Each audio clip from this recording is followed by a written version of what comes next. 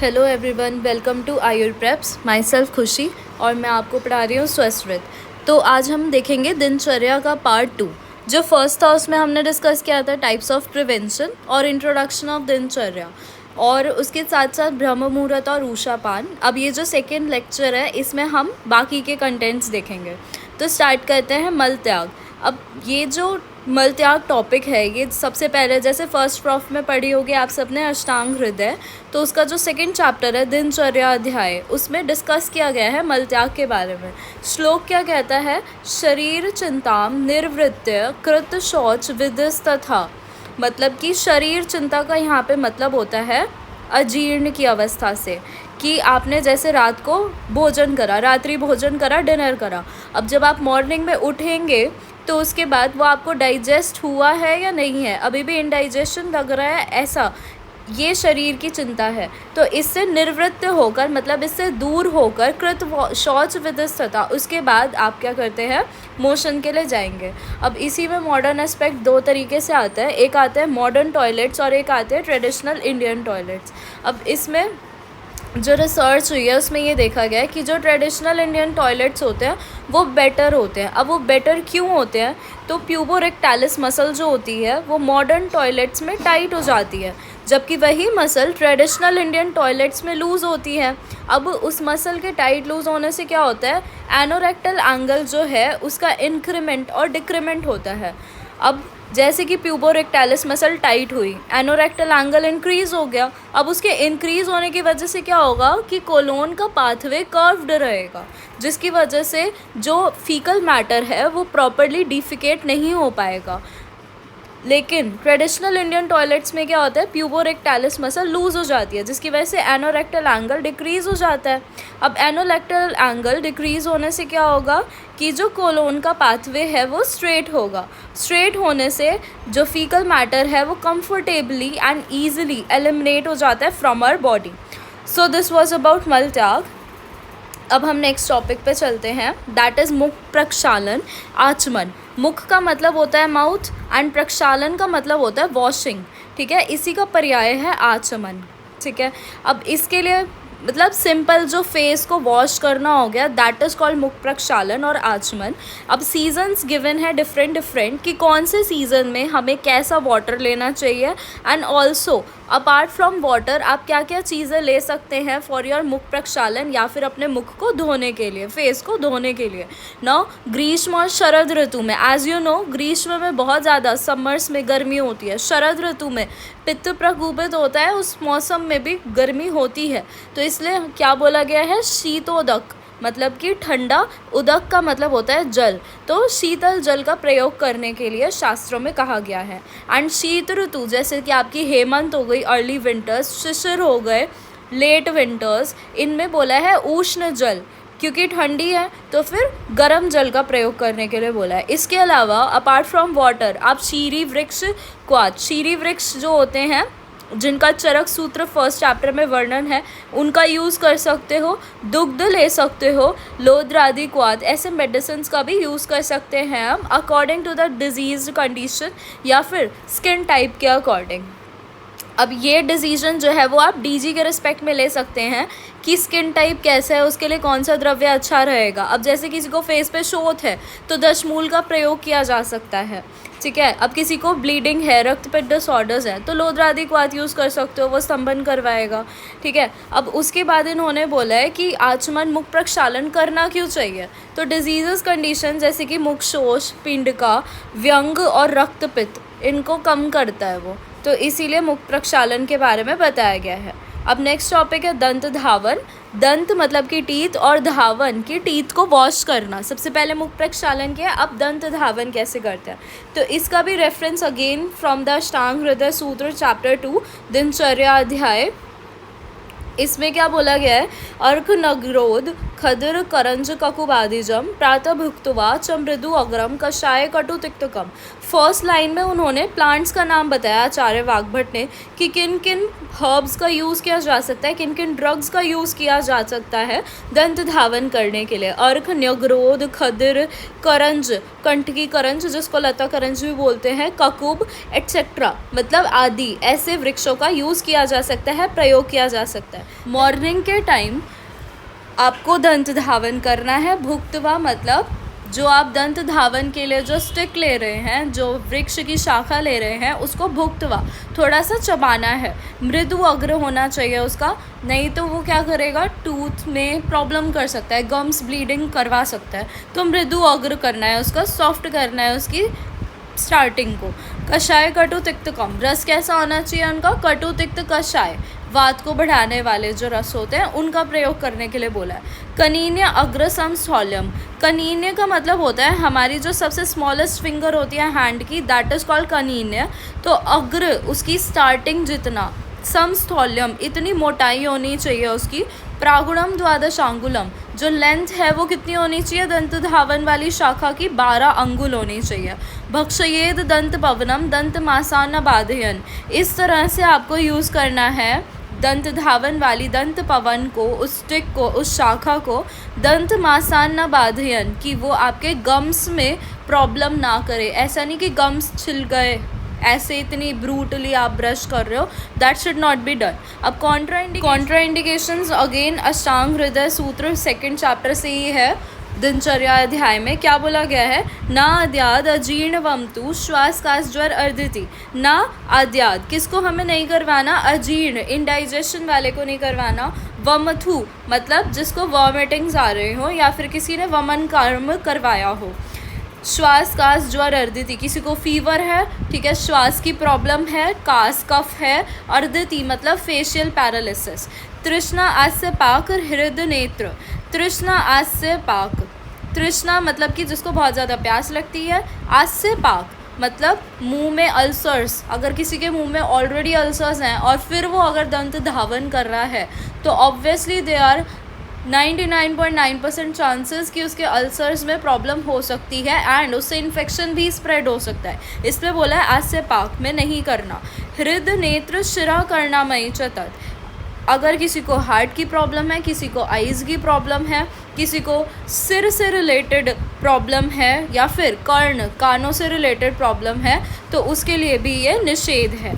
अब बेनिफिट्स क्या होते हैं दंत धावन के, तो निहंती गंध वैरस्यम, चरक सूत्र 5th चैप्टर का है ये।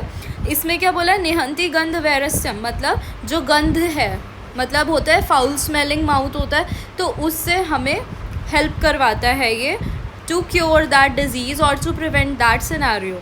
वैरस्य किसी किसी को होता है मुंह में अलग अलग टेस्ट आते रहते हैं, विरसता सी रहती है, प्रॉपर टेस्ट नहीं आते, तो उसको भी ठीक करता है। जीवा आस्य दंत मल, जीवा मतलब कि टंग, आस्य मुख, दंत टीथ, इनका मल उसको दूर करता है, जैसे प्लाक हो गया, टंग के ऊपर जो कोटिंग है उसको भी रिमूव करवा रहा है, ठीक है। फिर रुचे माध्यते, अब जब पहले ही उन्होंने बोल दिया कि वैरस्य को वो नष्ट करता है, जब मुख वैरस्य को नष्ट कर रहा है तो ऑब्वियसली खाने में टेस्ट आएगा, तो रुचि बढ़ेगी, खाना खाने का मन करेगा।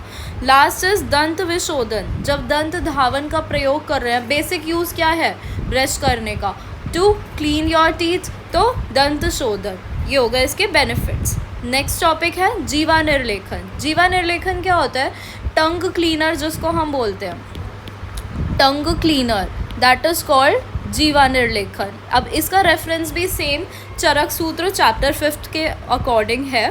सबसे पहले देखते हैं कि जीवा निर्लेखन होनी कैसी चाहिए, तो उसकी लंबाई होनी चाहिए 10 अंगुल।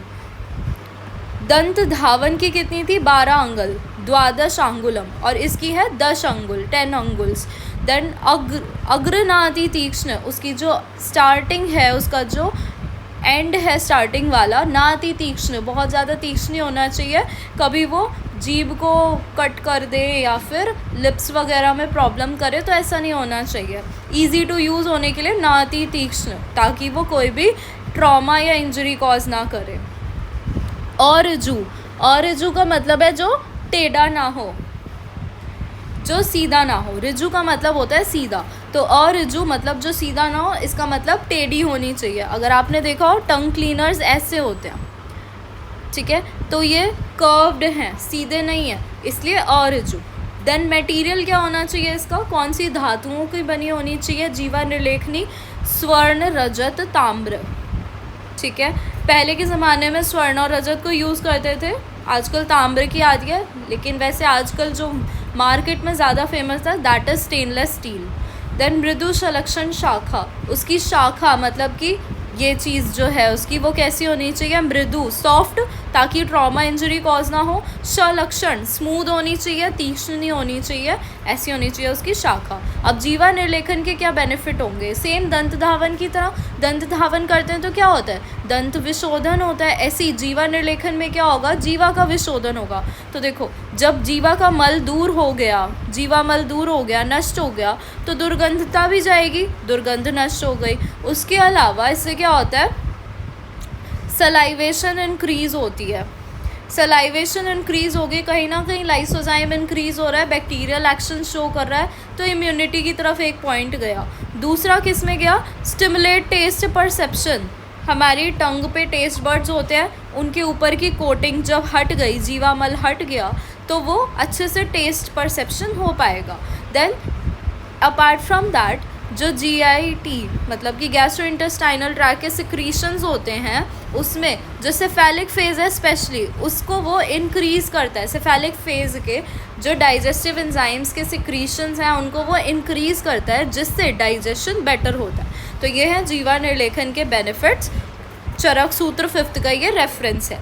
देन नेक्स्ट आता है अंजन। अब अंजन जो है दैट इज़ अ कॉलीरियम, ठीक है, ऑल्सो रेफर्ड लेमैन लैंग्वेज में जैसे काजल बोलते हैं अंजन। अंजन 5 टाइप्स के होते हैं that you will read in your रस शास्त्र। अब यहाँ पे अंजन जो है वो 2 संहिताओं में हमें रेफरेंस मिलता है। एक तो आचार्य वाग्भट ने बताया अष्टांग हृदय सूत्र 2 दिनचर्या अध्याय, और एक चरक आचार्य चरक ने बताया चरक सूत्र चैप्टर 5 में। अब अंजन के लिए क्या बोला है, चक्षु तेजोमयम तस्मात्, जो हमारे आईज हैं वो तेजोमय होते हैं, अग्नि महाभूत प्रधान्य होते हैं। तस्मात् विशेषणात् श्लेष्मतो भयम, क्योंकि वो अग्नि महाभूत प्रधान्य है तो उनको कोल्ड से, श्लेष्मा से उनको भय होता है, उससे वो नष्ट हो जाते हैं। सौवीरम अंजनम नित्यम हितम अक्ष्णो प्रयोजयेत, तो इसीलिए हम अपनी आईज को प्रोटेक्ट करने के लिए क्या करते हैं, सौवीर अंजन रोज़ लगाना चाहिए। अब यहाँ पे अंजन के 2 रेफरेंस दिए हैं, अष्टांग में भी और चरक में भी। एक तो सौवीर अंजन है एंड सेकेंड वन इज़ रसांजन। सौवीर अंजन कौन सा अंजन है जो आप रोज़ यूज़ कर सकते हैं, और जो रसांजन होता है वो सौवीर अंजन के कंपैरिजन में ज़्यादा तीक्ष्ण होता है, वो आइज से स्राव करवाता है, सिक्रीशंस करवाता है, टीयर फॉर्मेशन करवाता है, जिससे जो एक्सेस श्लेष्मा है, प्रकोपित कफ है, वो रिमूव आउट हो जाए।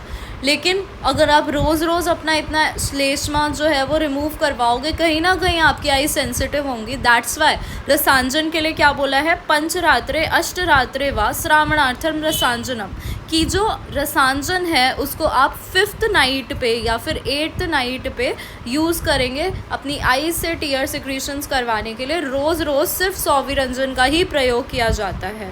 अब इसके बाद आते हैं बेनिफिट्स। तो सुश्रुत चिकित्सा में बताया गया है कि जो नेत्र होते हैं उनमें दाहा होना, जैसे होता है ज्वर के पूर्व रूप में भी होता है, जैसे हमें फीवर होने वाला होता है, अगर वो पिट डोमिनेंट है वो, वैसे भी जब फीवर होता है तो क्या होता है, ऐसा लगता है आइज़ में से जलन सी हो रही है, हीट सी निकल रही है, दैट इज़ नेत्र दाह। तो उसको ये कम करता है। कंडू आइज़ में होता है, कभी कभी बहुत ज़्यादा ईचिंग होती है, बहुत ज़्यादा मल निकलता है, उस चीज़ को ये क्योर करता है।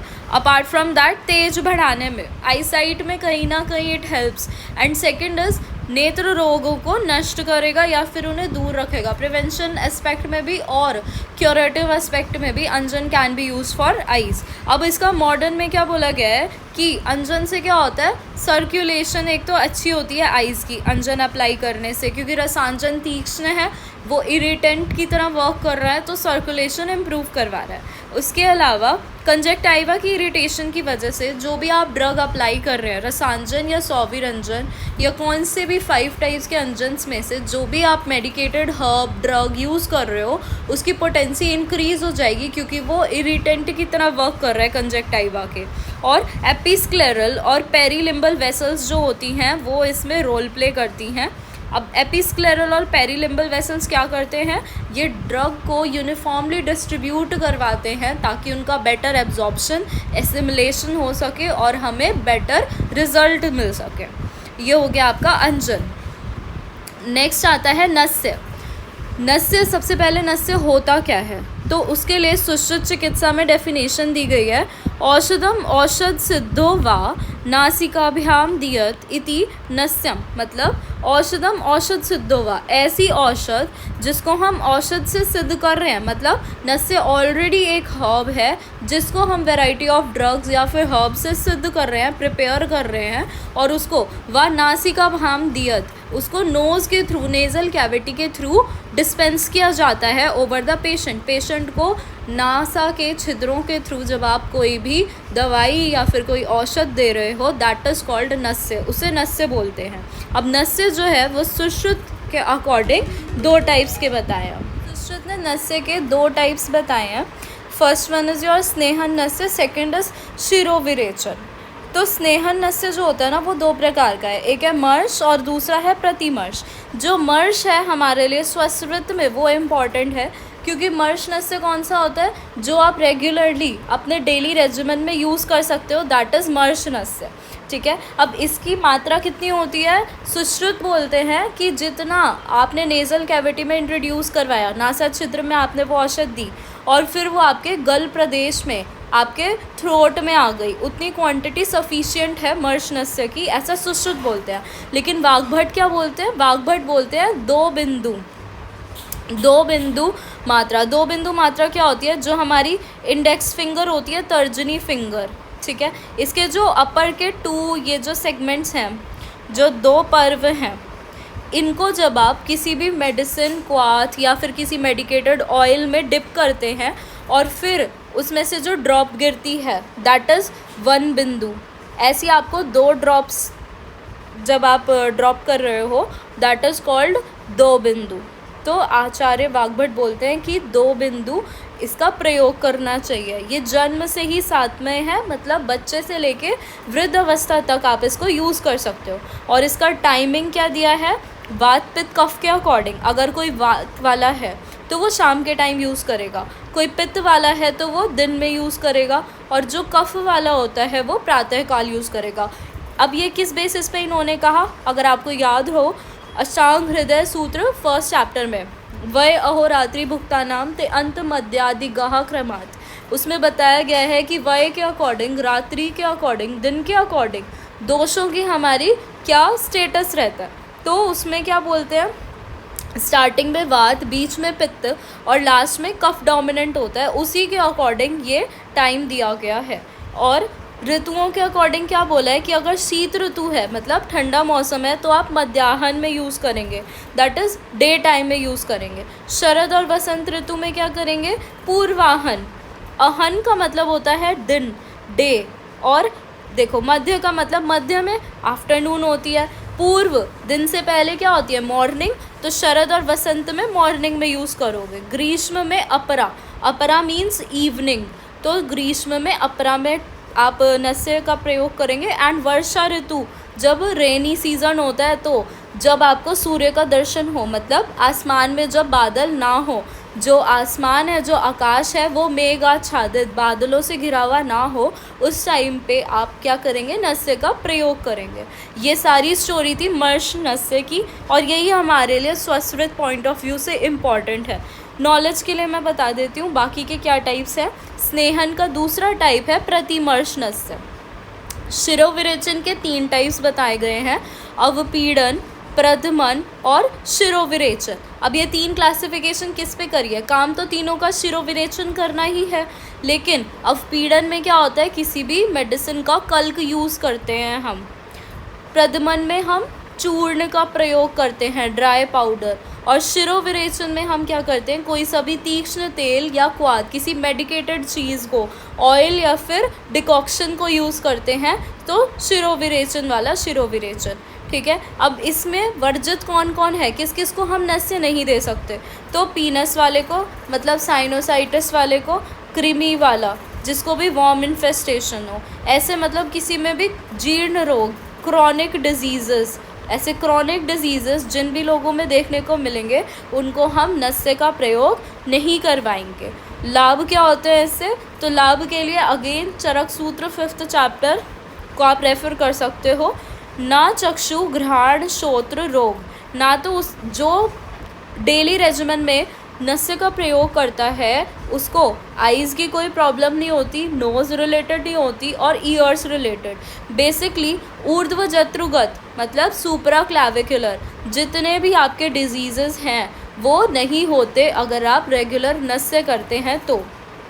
उसके अलावा केश श्रमशु, केश मतलब कि आपके जो बाल हैं हेयर्स, और श्रमशु का मतलब क्या होता है कि जो दाढ़ी होती है। ठीक है, तो केश और श्रमशु ना श्वेत ना कपिल, ना तो वो वाइट होते ना ही वो येलोइश टिंज के होते, मतलब प्रॉपर मेलानिन पिगमेंट रंग बना रहता है उनका, और इंडियन स्किन टोन के अकॉर्डिंग जो एक ब्लैक कलर होता है वो मेंटेन्ड रहता है। मतलब बेसिक एजिंग से आप इसे रिलेट कर सकते हो कि एजिंग नहीं होती जल्दी इनकी। शिर शूल, किसी को अगर हेडेक रहता है, चाहे वो अर्धाव भेदक हो या कोई सा भी हेडेक हो, उसमें भी उसको आराम मिलता है। अर्दित, अर्दित मतलब फेशियल पैरालिसिस। हनुग्रह, हनु मतलब कि चिन का पैरालिसिस हो। सिर कंप, हेड में ट्रेमर्स आना आदि ऐसे रोग जो होते हैं वो दूर हो जाते हैं। ठीक है, ये सारे इसके बेनिफिट्स हैं, और for better detailed view you can refer to the Charak Sutra 5th chapter, बाकी मोटा मोटा उसमें यही गिवन है। अब लास्ट टॉपिक आज का है कवल और गंडुश। कवल क्या होता है, तो कवल का मतलब होता है, कवल और गंडुश दोनों में ही क्या होता है ना, मुख के अंदर आपके माउथ में जैसे हम गार्गल करते हैं या फिर ब्रश करने के बाद जब हम कुल्ला करते हैं तो उसमें हम क्या करते हैं, कोई भी मेडिकेटेड ऑयल यूज़ कर रहे हैं या फिर कोई क्वाथ यूज़ कर रहे हैं या सिंपल वाटर से भी, तो वो जो प्रोसेस कर रहे हैं ना दैट इज़ कवल एंड गंडुश। अब वो जो हमने मेडिकेटेड ऑयल या मेडिकेटेड डिकॉक्शन लिया है उसकी क्वांटिटी के बेसिस पे ये दो टाइप चले जाते हैं, कवल और गंडुश। कवल में क्या होता है कि क्वांटिटी ऐसी है कि आप उस लिक्विड को अपने माउथ में इधर और उधर मूव करवा पा रहे हो, मतलब सुखपूर्वक इधर उधर संचालित करवा पा रहे हो, तो वो होता है कवल। लेकिन गंडुश में क्या होता है, कम्प्लीटली फुल, आपका माउथ एकदम फुल हो गया है, आप इधर उधर सर्कुलेट नहीं करवा पा रहे हो उस लिक्विड को या उस मेडिसिन को। औषध द्रव्य द्वारा मुख पूर्णतः भरना दैट इज़ कॉल्ड गंडुश। अब इसकी क्वांटिटी क्या बताई है, एवरेज पर्सन के अकॉर्डिंग 1 कोल यानी कि 6 ग्राम मात्रा कवल की होती है, और गंडुश की कितनी होती है, उससे डबल कितनी, 1 कर्श या फिर 12 ग्राम्स। अब फिर इसके आते हैं टाइप्स, दोनों ही 4 प्रकार के हैं, दोनों ही 4 टाइप्स के हैं। ठीक है, फर्स्ट है स्नेहन, देन प्रसादन, शोधन, रोपण। ठीक है, स्नेहन वात रुक्ष होती है, उसका शमन किससे करेंगे, स्नेह गुण से, तो स्नेहन के लिए वात डिजीज मतलब किसी को वातज प्रॉब्लम है तो स्नेह वाला कहेंगे। प्रसादन पित्त के केस में, पित्त मतलब किसी का पित्त बढ़ा हुआ है उसकी वजह से है तो प्रसादन। कफ में शोधन, और रोपण अगर किसी को व्रण है, कोई वूंड है, कोई अल्सर है तो हम उसकी हीलिंग करवाएंगे, इसलिए रोपण। गंडुश में भी सेम वही टाइप्स हैं, बस प्रसादन की जगह आ गया है शमन। स्नेहिक वात, शमन के लिए पित्त, शोधन के लिए कफ, और रोपण वही मुख व्रण के लिए। अब इसके लाभ क्या होते हैं वो देख लेते हैं। हनुबल, हनुबल मतलब कि वही चिन्ह जो आपका ये वाला एरिया है उसको बल प्रोवाइड करता है। स्वर बल, आवाज़ अच्छी होगी, स्वर दृढ़ होगा। वदन उपचय, वदन मतलब कि होता है फेस। ठीक है, तो फेस का उपचय होना मतलब भरा भरा सा फेस दिखना, अच्छा मतलब एक अच्छी क्वालिटी, भरा भरा सा गुड फेस जो होता है। रस ज्ञान प्रॉपर होगा, क्योंकि टंग इन्वॉल्व है कहीं ना कहीं कवल गंडुश में। रुचि, जब रस ज्ञान प्रॉपर हो रहा अपने आप खाने में रुचि बढ़ेगी। ना कंठ शोष, जो गले में होता है, किसी का गला बहुत सूखता है, जैसे पित्त बढ़ जाती है तो गला बहुत सूखता है, तो वो नहीं होगा। ना दंत क्षय, जैसे दांत जो होते हैं वो गिरने लगते हैं बिफोर द एज, तो उसको भी ये ठीक करता है। दृढ़ मूल दंत। ना दंत शूल, अगर किसी को टीथ में पेन है, टूथ पेन है, तो वो भी ये चीज़ फॉलो करेगा तो वो ठीक हो जाएगा। ना अम्ल हर्ष, खट्टा खाते हैं तो एकदम से दांतों में सनसनाहट होती है, टिंगलिंग सेंसेशन होती है, उसको भी ये ट्रीट करने में हेल्प करता है, एट्सेट्रा। मॉडर्न के एस्पेक्ट से improve oral circulation, lipid soluble substances जो होते हैं उनका बेटर ओरल एब्जॉर्प्शन होता है। ड्रग की पोटेंसी इंक्रीज हो रही है अगर आप कवल और गंडुश के फॉर्म में दे रहे हो, और क्योंकि वो स्नेह है तो लिपिड ऑब्वियसली उसके अंदर है ही। और स्ट्रेंथन्स ओरल मसल्स, कहीं ना कहीं ओरल मसल्स की स्ट्रेंथनिंग हो रही है, क्योंकि it is a kind of exercise for your mouth. So that's all for today. Thank you.